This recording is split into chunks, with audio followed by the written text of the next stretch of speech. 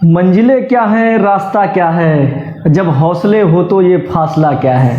ये आज का दिन और आने वाले 1-2 दिनों में जिनका जिनका यूपीपी का पेपर है उन्हीं के लिए ये शायरी एकदम परफेक्ट बनती है। और सर परफेक्ट क्या बनती है कि मंजिलें क्या है, रास्ता क्या है। मतलब जो आप लोगों ने अपने मंजिल तय करने के लिए जो रास्ता तय कर दिया है वो मायने नहीं रखता। कब मायने नहीं रखता?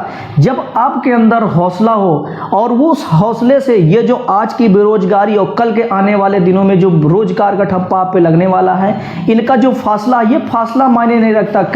कब जब आपकी मंजिलें और रास्ता क्या है और उस पे जो उस मंजिल और रास्ते से आपने जो अपना हौसला बुलंद किया, उस हौसले से आप इस फासले को अंत कर सकते हैं। जैसा कि आने वाले 1-2-3 दिनों में हमारा 3-4 शिफ्ट में इस आने वाले दिनों में, उसके बाद कुछ दिन का गैप, उसके बाद पेपर हमारा यूपीपी का लगा हुआ है।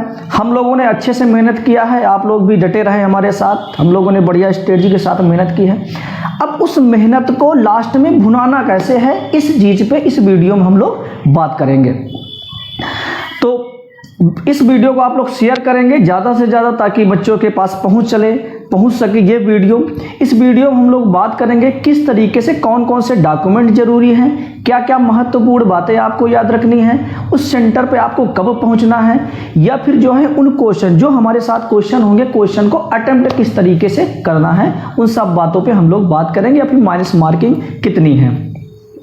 देखिए सबसे पहले तो हम बात करते हैं, देखिए यूपीपी का जो एग्जाम हो रहा है, ये कुछ कैंडिडेट्स ऐसे हैं जिनका आधार वेरीफाई नहीं हुआ है ना।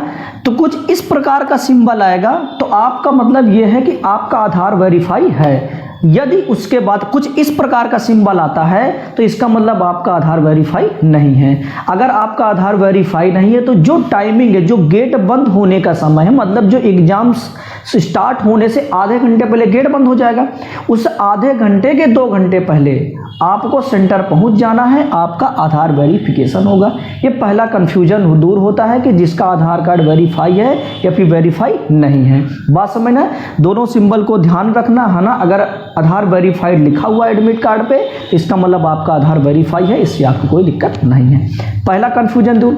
अब दूसरी बात ये करते हैं कि हमें कौन कौन सा डॉक्यूमेंट अपने साथ में ले जाना है। देखो ध्यान समझो, एक आपका एडमिट कार्ड होगा, एक पहचान पत्र होगा। अब पहचान पत्र में आपका क्या क्या हो सकता है, आपका आधार कार्ड हो सकता है या फिर डीएल हो सकता है। कहने का मतलब यह है कि ऐसा कोई पहचान पत्र हो जिसमें क्लियर आपकी फोटो और आपका जो है डेट ऑफ बर्थ, आपका नाम और जो आपका एड्रेस या फिर पिताजी का नाम मेंशन उस पर होना चाहिए, और आप अपने साथ 2 फोटो ले जाएंगे। इतना डॉक्यूमेंट आपको ले जाना है।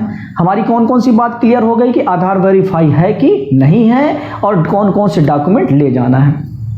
अब तीसरी बात ये करते हैं कि हमारे अपने साथ इन डॉक्यूमेंट के अलावा हमें क्या क्या बातें पर ध्यान रखना है कि क्या क्या चीज़ें हमें नहीं लेके जाना है। देखिए ऐसा कोई डिवाइस आपके पास, इलेक्ट्रॉनिक डिवाइस नहीं होना चाहिए जो कि प्रतिबंधित है इंस्ट्रक्शन के अकॉर्डिंग, या फिर हमें वॉच पहन के नहीं जाना है। वॉच वगैरह की व्यवस्था आपके रूम में रहेगी, है ना। और जैसे कुछ चीज़ें हैं जिनको आप ले जा सकते हैं, जैसे धार्मिक चीज़ों पर जो कलाई बांधी जाती है उसको आप पहन सकते हैं, ऐसा इंस्ट्रक्शन में दिया हुआ है ना। आपका मंगलसूत्र, जैसे किसी महिलाओं का जो मंगलसूत्र वगैरह उसको आप पहन के जा सकते हैं, ऐसा कोई बाउंडेशन नहीं है। बात समझना। तो ऐसी चीज़ें आप ले जा सकते हैं। और कुछ इलेक्ट्रॉनिक डिवाइस टाइप की जैसे वॉच वगैरह आप पहन के नहीं जा सकते हैं। तो ये बातों को भी आप लोग ध्यान में रखिएगा कि हमें कौन कौन सी बातें करनी है, कौन कौन सी बातें नहीं करनी है। ये महत्वपूर्ण बिंदु रहा कि हमें कौन कौन सामान ले जा सकते हैं। इतनी बात समझ में आई नहीं। और एक पेन आपको ले जाना है, डॉट पेन होना चाहिए, ना कि जेल पेन। जेल पेन हमें नहीं ले जाना है, हमें डॉट मोटे निब की पेन। मेरा सजेशन ये है कि आप मोटे निब की पेन को आप ले जा सकते हैं, है ना। और उसके बाद क्या है कि आपको गवर्नमेंट के द्वारा बहुत ही अच्छी पहल दी गई है कि फ्री यात्रा का, बात समझ में ना। लेकिन उसके लिए अगर आप बस से यात्रा करते हैं तो आप अपने एडमिट कार्ड का एक एक्स्ट्रा आधार कार्ड फोटो कॉपी आप करवा लीजिएगा। एडमिट कार्ड का एक एक्स्ट्रा फोटो कॉपी करवा लीजिएगा। ये आपका एज अ टिकट काम करेगा, कहाँ पर, बस वगैरह में। बात समझ में आई ना। इतनी बात क्लियर हो गई। अब देखिए ये सब हमारे महत्वपूर्ण बिंदु है कि हमें कौन से इंस्ट्रक्शन को फॉलो करना है, क्या क्या चीज़ हमें ले जाना है और कौन कौन सी चीज़ें हमें जो नहीं ले जानी है, इस पर बात हो गया। अब बात करते हैं हम लोग अपने सिलेबस पे, या फिर कैसे हम लोग क्वेश्चन को अटेम्प्ट करेंगे, या फिर कौन से क्वेश्चन को पहले अटेम्प्ट करना है, कौन से क्वेश्चन को पहले अटेम्प्ट नहीं करना है। बात समझ में ना। देखिए सबसे पहले क्वेश्चन पेपर को आप खोलिएगा तो सबसे पहले मेरे अकॉर्डिंग जो मेरी स्ट्रेटजी अब तक में ये कहती है कि आपको सबसे पहले रीजनिंग के सवालों को सॉल्व करना है। उसका कारण क्या है, देखिए रीजनिंग के सवाल लगभग 55 सवाल होते हैं, और जो कि थोड़े बड़े थ्योरी के थोड़ा सा कॉम्प्लिकेट भी होते हैं, है ना। तो स्टार्टिंग में अगर आप लोग रीजनिंग के सवाल सॉल्व करेंगे तो आपका माइंड फ्रेश रहेगा, स्टार्टिंग में बढ़िया अच्छे से सवाल सारे हो जाएंगे। बात समझ में ना। लेकिन समय आपको ध्यान देना है, समय क्या ध्यान देना है कि 30 से 40 मिनट, ओनली 30 से 40 मिनट आपको इसमें समय लेना है। किसमें? रीजनिंग में। आप समय का ध्यान दीजिए और अच्छे के अकॉर्डिंग माइंड फ्रेश रहेगा। स्टार्टिंग में रीजनिंग के सवाल अच्छे से आप लोग सॉल्व कर सकते हैं। कितने मिनट में? 30 से 40 मिनट में। इतनी बात समझ में आई। फिर उसके बाद आप किस पोर्शन पे जाएंगे? उसके बाद आप पोर्शन पे जाएंगे हिंदी के। हिंदी के लगभग 37 सवाल होते हैं, 37 सवाल आपके पास 20 मिनट हैं। आप 20 मिनट में इन सवालों को अटेम्प्ट कर लेंगे बहुत आसानी तरीके से। 37 सवाल जो हिंदी के हैं इसको आराम से आप 20 मिनट में अटेम्प्ट कर सकते हैं, कोई दिक्कत नहीं होगी। अब देखिए बचता पोर्शन किसका? जीएस या फिर किसका? मैथ का। अब देखिए ये अल्टरनेट वाले सब्जेक्ट होते हैं। अल्टरनेट का मतलब ये हुआ कि जिस भी बच्चे का जीएस ठीक होगा उसका थोड़ा मैथ कमजोर होगा, और या फिर जिसका मैथ सही होगा उसका जीएस कमजोर होगा। देखिए अगर हम ऑल ओवर अपना टाइमिंग भी थोड़ा सा लगभग में देखें तो अगर इसका यहाँ पर 40 मिनट लगता है, यहाँ पर 20 मिनट लगता है, तो देखो 60 मिनट हो गया, मतलब 1 घंटा हमारा पूरा हो गया। देखो 1 घंटा आपका वो पूरा हुआ जिसमें आपने रीजनिंग को निपाट दिया, हिंदी को भी निपाट दिया। ठीक, ये मेजर पोर्शन होता है पेपर का। बात सुन में ही ना। देखिए स्टार्टिंग में अगर इसको आप नहीं करेंगे तो अगर इसमें समय ले लेते हैं, अगर 1 घंटा भी बीत जाता आपका तो आप प्रेशर में आ जाएंगे, और प्रेशर में रीजनिंग के क्वेश्चन क्या होते हैं? गलत होने लगते हैं। इसलिए स्टार्टिंग में बढ़िया अच्छे फ्रेश मूड से आप इस क्वेश्चन को सॉल्व करेंगे और टाइमिंग का ध्यान देते हुए। इतनी बात समझ में आई ना। यहाँ पर आप लगभग 20 मिनट इसको ले सकते हैं हिंदी के सवालों को। बचा आपके पास है 1 घंटे आपके पास बचे हैं, और जीएस जिसकी तेज होगी मैथ कमजोर होगा, भी मैथ तेज होगी तो जीएस कमजोर होगा। इतनी बात समझ में ना। देखिए ध्यान समझिए, इसके लगभग कितने सवाल होते हैं? लगभग 37 सवाल होते हैं, और मैथ के कितने सवाल होते हैं? 20 सवाल होते हैं। ये लगभग आपका स्ट्रक्चर मानता है सिलेबस का। बात समझ में। देखिए यहाँ पर टाइम निकालें भाई, इतना पेपर आपको कॉमन तो सॉल्व करना है सबको एक ही तरीके से। अब यहाँ से आप जिसको लगता है कि हमारी जीएस का कमांड ज़्यादा है वो सबसे पहले जीएस वाला पोर्शन अपना आराम से कर ले, और 37 सवाल हमें लगता है कि जीएस के 20 मिनट के अंदर अंदर आपके आराम से हो जाएंगे। बात समझ में ना। या फिर जिसकी मैथ तेज है वो सबसे पहले अपने मैथ वाले पोर्शन को कवर करे। 20 क्वेश्चन है, उसमें से अगर 18-19 भी क्वेश्चन आप करते हैं तो कम से कम 30 मिनट का समय आपको यहाँ पर लग सकता है। कब? जब आप सबसे पहले इसको करेंगे, लेकिन इसको करेंगे तो 20 मिनट लग जाएगा। फिर जो भी टाइम भाई, अगर इसको आपने 20 मिनट कर लिया तो 40 मिनट का समय बचता है। 40 मिनट में आप आराम से मैथ कर सकते हैं। बात समझ में ना। तो इस फ्लो से, इस स्ट्रेटजी से आपको क्वेश्चन पेपर अटेम्प्ट करेंगे तो टाइम भी आपके पास परफेक्ट रहेगा, आपका जो माइंड है प्रेशर में भी नहीं आएगा एक लास्ट क्वेश्चन तक। बात समझ में ना।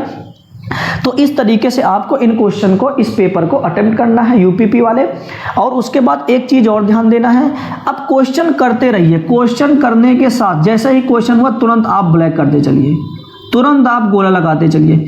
गोला लगाने का ये फायदा रहता है, जैसे एक क्वेश्चन हो गया आप गोला लगाइए, तो इससे माइंड भी फ्रेश होता है, एक अच्छे से माइंड भी फ्रेश हो जाता है और आपका एक काम भी हो जाता है। बात समझ में ना। क्योंकि क्वेश्चन करते रहेंगे, क्वेश्चन का माइंड प्रेशराइज्ड हो जाता है। आप एक क्वेश्चन करेंगे फिर ब्लैक करेंगे, फिर क्वेश्चन करेंगे फिर ब्लैक करेंगे। देखिए लास्ट में आप जैसे मान के चलो कि आपके पास 2 मिनट का भी समय बचा तो आप एक क्वेश्चन हल कर सकते हो।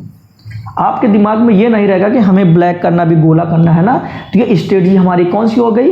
क्वेश्चन अटेम्प्ट करने की। अब बात यह है कि कंफ्यूजन कुछ बच्चों का ये है कि कितने क्वेश्चन अटेम्प्ट हो, हमें तुक्का मारना है। सबसे मोस्ट इंपॉर्टेंट बात कंफ्यूजन क्या है बच्चों के दिमाग में? हमें तुक्का मारना है कि नहीं मारना। देखिए जो हमने पहले के पेपरों में विजुलाइज किया है, जो कट ऑफ वो लगभग 205-210 के अकॉर्डिंग जाती है कट ऑफ। तो देखिए ध्यान समझिए, मेरा जो कहने का मतलब है वहां पर आप मेरे स्ट्रेटजी के अकॉर्डिंग आप अगर आप एक बार में बढ़िया फ्रेश क्वेश्चन आप एक बार में कम से कम 90 से 95 क्वेश्चन आप अपने हिसाब से सही कर लेते हैं। भाई एक फ्लो में जब भी आप एक बार में नजर इस डाटा के अकॉर्डिंग जो हमने बताया, इसके अकॉर्डिंग अगर आप 90 से 95 मिनिमम की बात कर रहे हैं, हम मिनिमम की बात कर रहे हैं, 90 से 95 क्वेश्चन अगर आप सॉल्व कर ले रहे हैं, तो फिर जो समय बचा उसमें देखिए 2 4 10 सवाल 5 सवाल और अच्छे हो जाते हैं, सही हो जाते हैं। तो आप इस अकॉर्डिंग पे तुक्का नहीं मारिएगा, मतलब कि 90 से 95 सवाल एक बार में सही हो गए, या फिर आपका बाद में समय बच रहा 10-20 मिनट का, तो 2-4 सवाल और सही हो जा रहे हैं, तो आप तुक्के की तरफ ध्यान मत दीजिएगा, बात समझ में ना। लेकिन अगर आपको लगता है कि मेरे सवाल जो सही सवालों की संख्या है वो 90 के नीचे आ रही है, तो 110% आप तुक्का मार के आइए, इसमें कोई संदेह नहीं है। क्योंकि 90 के नीचे अगर क्वेश्चन आपके सही रहेंगे तो सिलेक्शन पॉसिबल नहीं है, और अगर तुक्का मार के आएंगे तो उसमें पॉसिबिलिटी आपकी बढ़ जाएगी, बात समझ में आई ना। तो तुक्का भी आपको मारना है, लेकिन किस कंडीशन में मारना है, जब आपको ये लग जाए कि 90 क्वेश्चन के नीचे 90 क्वेश्चन के नीचे हमारे सही हो रहे हैं। अगर 90 से 95 हो रहा है तो कुछ क्वेश्चन को और अटेम्प्ट करिए, हो सकता है 2 4 10 क्वेश्चन है वो सही हो जाए, तो आपका यहाँ पर सिलेक्शन कंफर्ट जाएगा। इस तरीके से हमारा फुल स्ट्रेटजी रहेगा। हमारी तरफ से आप लोगों को सभी छात्रों को हार्दिक शुभकामनाएं हैं। हम लोगों ने जो जमकर मेहनत किया है उसको भुनाने का समय आ गया है। इसी तर्क पे एक शायरी हम बोलेंगे, है ना, हो सकता है मोटिवेशनल के तौर पे आपको काम दे। वक्त से लड़कर जो नसीब बदल दे, वक्त से लड़कर जो नसीब बदल दे, इंसान वही जो अपनी तकदीर बदल दे। कल क्या होगा कभी मत सोचो, क्या पता कल वक्त खुद अपनी तस्वीर बदल दे, है ना। तो छात्रों को, आप सभी को हमारे लिए हमारी तरफ से हार्दिक शुभकामनाएं। आपका पेपर बहुत अच्छे से हो, हमेशा माइंड कूल में रहिएगा, ड्राई फूड खाइएगा, ज़्यादा फूड पॉइजनिंग वाली चीज़ें नहीं खाना है। और फिर मिलते हैं आपके एग्जाम के बाद। जय हिंद।